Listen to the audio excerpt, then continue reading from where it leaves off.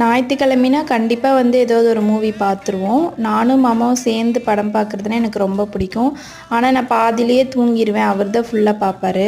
காலையில் லேட்டாக தான் எழுந்தோம். பாலும் கெட்டு போயிடுச்சு என்னன்னு தெரியல. அதனால் இஞ்சி டீ மட்டும் வச்சு குடிச்சிக்கிட்டோம். மாமா வந்து எனக்கு காலையிலத்துக்கு மட்டும் போதும், மதியம் வந்து ஈரோடு போகிற வேலை இருக்குது அப்படின்னு சொல்லியிருந்தாரு. அதனால் நம்ம அரைச்ச மாவு தான் இருக்கே அப்படின்னு சொல்லி அதில் கொஞ்சம் வெரைட்டியாக செஞ்சிடலாம் அப்படின்ட்டு இன்றைக்கி வெரைட்டி தோசை தான் ட்ரை பண்ணேன். குழந்தைங்களாம் எப்படி சாப்பிடுமோ என்னமோ, ஆனால் எனக்கு இவரை சாப்பிட வைக்கிறதுக்கே பெரும்பாடாக தான் இருக்குது.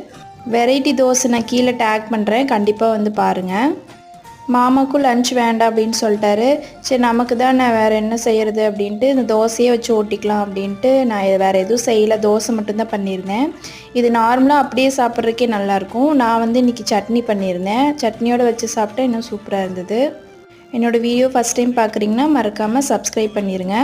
அப்புறம் வீட்டு வேலையில் கொஞ்சம் இருந்தது, அதுதான் நான் பார்த்துட்ருந்தேன்.